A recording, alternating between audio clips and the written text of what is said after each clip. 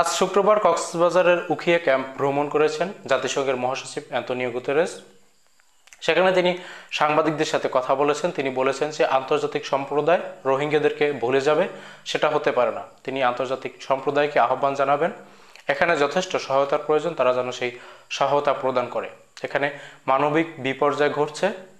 তিনি বলেছেন যে আকস্মিকভাবে যুক্তরাষ্ট্র এবং ইউরোপীয় ইউনিয়নের কয়েকটা দেশ হঠাৎ করে এই সহায়তা কমিয়ে দেওয়ার কারণে বিপর্যয় ঘটেছে।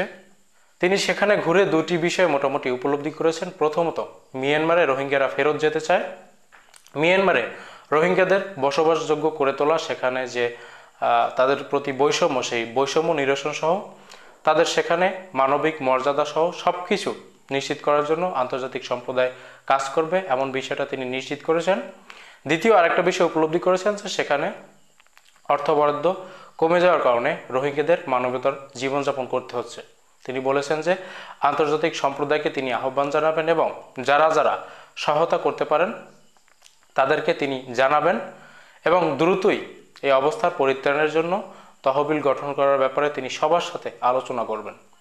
রোহিঙ্গাদের এই যে সংকট, এই সংকট নিরসনের জন্য তিনি দ্রুত সময়ের মধ্যে পদক্ষেপ গ্রহণ করবেন। রোহিঙ্গাদের এই যে সংকট, অর্থনৈতিক যে সংকটটা, এই সংকটটা অবধারিত ছিল, কারণ ডোনাল্ড ট্রাম্প তার নির্বাচনের পূর্বেই ঘোষণা দিয়েছিলেন যে তিনি বৈশ্বিক যে ব্যয় মার্কিন যুক্তরাষ্ট্র করছে সেই ব্যয় কমিয়ে আনবেন। তাদের ফেডারেল রিজার্ভ বৃদ্ধির জন্য এটা একটা বিশেষ উপায় হতে পারে, এই ঘোষণা দিয়ে তিনি নির্বাচিত হয়েছেন।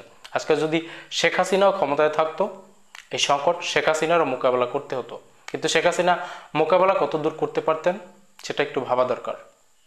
প্রধান উপদেষ্টার চিঠিতে জাতিসংঘের মহাসচিব কক্সবাজারে রোহিঙ্গা ক্যাম্প ভ্রমণ করতে এসেছেন এবং তিনি নিজে আন্তর্জাতিক বিশ্বের সাথে কথা বলবেন, আলাপ আলোচনা করবেন অনুদানের জন্য। তিনি আন্তর্জাতিক বিশ্বকে অনুরোধ জানাবেন, ডক্টর মোহাম্মদ ইউনূস যদি এই মুহূর্তে আমাদের সরকার প্রধান না থাকতো, তাহলে এই ধরনের প্রভাব খাটিয়ে জাতিসংঘের মহাসচিবকে রোহিঙ্গা ক্যাম্পে ভ্রমণ করিয়ে বাস্তবতা উপলব্ধি করার মতো সক্ষমতা কারও ছিল না, সেটা যে সরকারই থাকতো, ডক্টর মোহাম্মদ ইউনূস বাদে। এই রোহিঙ্গাকে আমাদের গলার কাঁটা হিসেবে শেখ হাসিনাই নিয়ে এসেছে।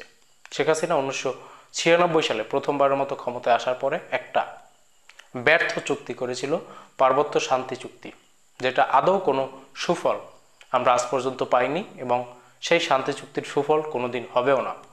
সেই ব্যর্থ শান্তি চুক্তি করে শেখ হাসিনা আশা করেছিল তিনি নোবেল পাবেন, তাকে কেউ না কেউ বুঝিয়েছিল এবং সেজন্য তিনি মিলিয়ন মিলিয়ন ডলার লবিংয়ের পিছনে খরচ করেছেন।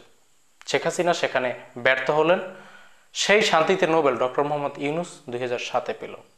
এজন্যই ডক্টর মোহাম্মদ ইউনূসের প্রতি তিনি এতটা ক্ষিপ্ত ছিলেন। শেখ হাসিনার জন্য আর একটা সুযোগ আসলো, রোহিঙ্গাদের ঢল যখন নামলো তখন তিনি মনে করলেন যে এই রোহিঙ্গাদের আশ্রয় দিয়ে তিনি একবার চেষ্টা করে দেখতে পারেন শান্তিতে নোবেল পাওয়ার জন্য।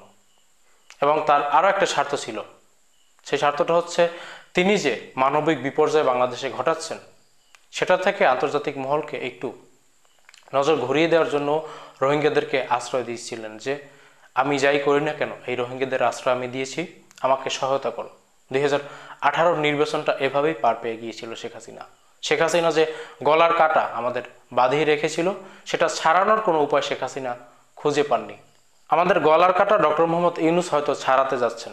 এটাই হচ্ছে ডক্টর মোহাম্মদ ইউনূসের পাওয়ার, এটাই হচ্ছে নোবেলের পাওয়ার, এটাই হচ্ছে নোবেলের ম্যাজিক, যেটা শেখ হাসিনা কোনোদিন দেখাতে পারেননি আর বাংলাদেশের ভবিষ্যতেও কোনো প্রধানমন্ত্রী দেখাতে পারবেন বলে মনে হয় না।